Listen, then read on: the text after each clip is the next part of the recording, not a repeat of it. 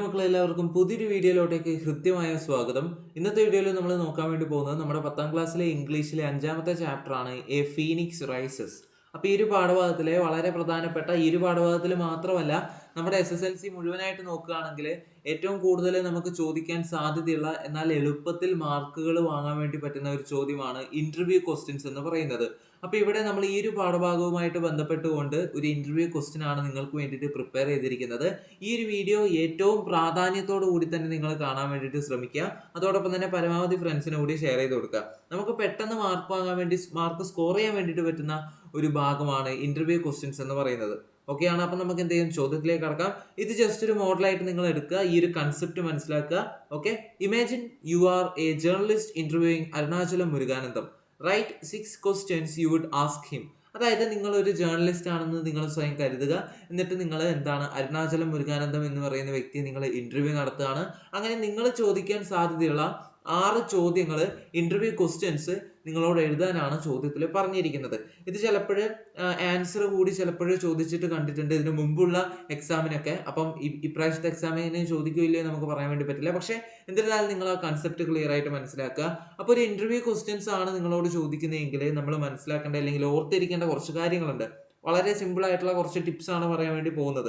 Okay, അതായത് എന്തൊക്കെയാണെന്ന് വെച്ചാൽ നിങ്ങൾ ഈ ഒരു ക്വസ്റ്റ്യൻസ് ചോദിക്കുമ്പോൾ വളരെ പൊളൈറ്റ് ആയിട്ട് വളരെ റെസ്പെക്ട്ഫുൾ ആയിട്ട് ചോദിക്കാൻ വേണ്ടിയിട്ട് ശ്രമിക്കുക. അതായത് ഒരു ഇന്റർവ്യൂവിൽ നമ്മൾ ചോദിക്കുമ്പോൾ ഉള്ള കാര്യങ്ങൾ തന്നെ നമ്മളൊരു ഇന്റർവ്യൂവിൽ ചോദിക്കുമ്പോൾ വളരെ പൊളൈറ്റ് ആയിട്ട് സാർ, മാഡം അങ്ങനെയൊക്കെ അഭിസംബോധന ചെയ്തിട്ടാണ് നമ്മൾ ചോദിക്കാറ്. അതേപോലെ തന്നെ വളരെ റെസ്പെക്ട്ഫുൾ ആയിട്ടാണ് നമ്മൾ ചോദ്യങ്ങൾ ചോദിക്കാറ്. കൂടാതെ യെസ് ഓർ നോ ക്വസ്റ്റ്യൻസ് ചോദിക്കാതിരിക്കുക. അതായത് ഇപ്പം എന്താണ് ചോദിക്കുക, ഒരു എക്സാമ്പിൾ പറയാനാണെങ്കിൽ നിങ്ങൾക്ക് സുഖമാണോ, അതെ, മനസ്സിലായില്ലേ, അങ്ങനത്തെ ചോദ്യങ്ങൾ നിങ്ങൾ ചോദിക്കരുത്. Okay, yes or no questions ചോദിക്കരുത്. കൂടാതെ ഇമ്പോർട്ടൻ്റ് ഏരിയാസ് നിങ്ങൾ ഈ ഒരു ചോദ്യത്തിലൂടെ കവർ ചെയ്യാൻ വേണ്ടിയിട്ട് ശ്രമിക്കണം. അതായത് എന്തൊക്കെയാണ് നിങ്ങളെ ഇൻസ്പയർ ചെയ്തത്, അല്ലെങ്കിൽ എന്തൊക്കെയാണ് താങ്കളുടെ ബാക്ക്ഗ്രൗണ്ട്, അല്ലെങ്കിൽ അതുമായിട്ട് ബന്ധപ്പെട്ടിട്ടുള്ള കാര്യങ്ങൾ നിങ്ങൾ ചോദിക്കുന്ന ചോദ്യത്തിൽ ഇമ്പോർട്ടൻ്റ് ഏരിയാസ്, ആ ഒരു വ്യക്തിയുടെ ജീവിതത്തിലൂടെ കടന്നു പോയിട്ടുള്ള വളരെ പ്രധാനപ്പെട്ട കാര്യങ്ങളൊക്കെ ഉൾപ്പെട്ടിരിക്കണം.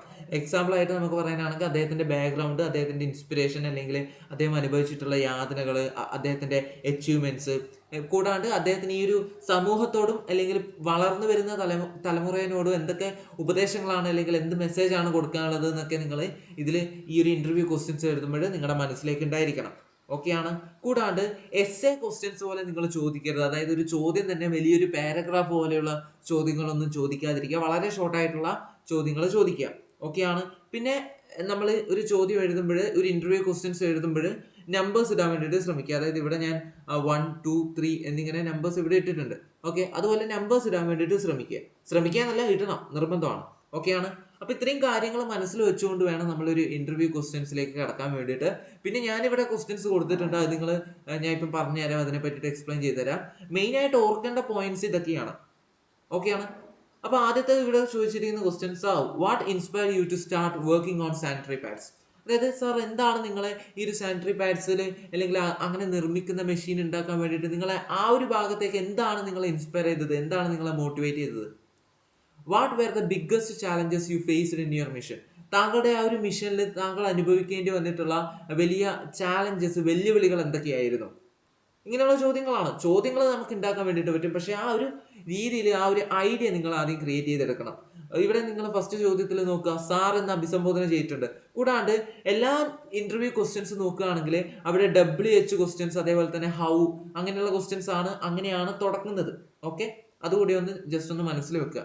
How did society react when you first spoke about menstruation. അതായത് താങ്കൾ ആദ്യം മെൻസ്ട്രേഷനെ പറ്റിയിട്ട് സംസാരിച്ചപ്പോൾ സമൂഹം താങ്കളോട് എങ്ങനെയാണ് പ്രതികരിച്ചത്. What kept you motivated even when people ridiculed U.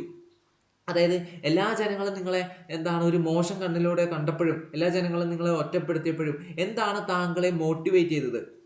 How do you feel now after getting national and international recognition. താങ്കൾക്ക് ഇപ്പോഴ് എന്താണ് നാഷണൽ ആൻഡ് ഇന്റർനാഷണൽ റെക്കഗ്നീഷൻ കിട്ടിയപ്പോഴും എന്താണ് ഇപ്പം താങ്കൾക്ക് നിലവിൽ അനുഭവിക്കുന്ന ആ ഒരു ഫീലിംഗ് എന്താണ്. What message would you like to give to the young generation. അതായത് വളർന്നു വരുന്ന തലമുറയോട് താങ്കൾക്ക് എന്ത് മെസ്സേജാണ് നൽകാനുള്ളത്.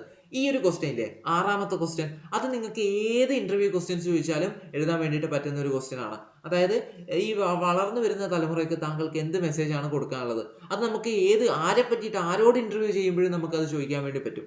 ഓക്കെയാണ്. പിന്നെയുള്ള കാര്യങ്ങളെന്ന് വെച്ചാൽ നമുക്ക് ആ ഒരു വ്യക്തിയെ അടിസ്ഥാനമാക്കിയിട്ട് ചോദിക്കേണ്ട ചോദ്യങ്ങളാണ് ബാക്കിയുള്ളത് വരുന്നത്. നിങ്ങളിവിടെ നോക്കുക, ക്വസ്റ്റ്യൻ നമ്പേഴ്സ് ഇട്ടിട്ടുണ്ട്. അപ്പോൾ ഇത്രയും കാര്യങ്ങളാണ് ഒരു ഇൻ്റർവ്യൂ ക്വസ്റ്റ്യൻസ് നിങ്ങളോട് എക്സാമിന് ചോദിച്ചിട്ടുണ്ടെങ്കിൽ എഴുതുമ്പോൾ ശ്രദ്ധിക്കേണ്ട കാര്യങ്ങളായിട്ട് വരുന്നത്. ഓക്കെയാണ്. അപ്പോൾ ഈ ഒരു വീഡിയോ മനസ്സിലായിട്ടുണ്ടാവുമെന്നാണ് ഞാൻ വിശ്വസിക്കുന്നത്. എന്തൊക്കെ സംശയങ്ങളുണ്ടെങ്കിൽ കമൻറ്റിലൂടെ അറിയിക്കാവുന്നതാണ്. So see you soon in next video. By.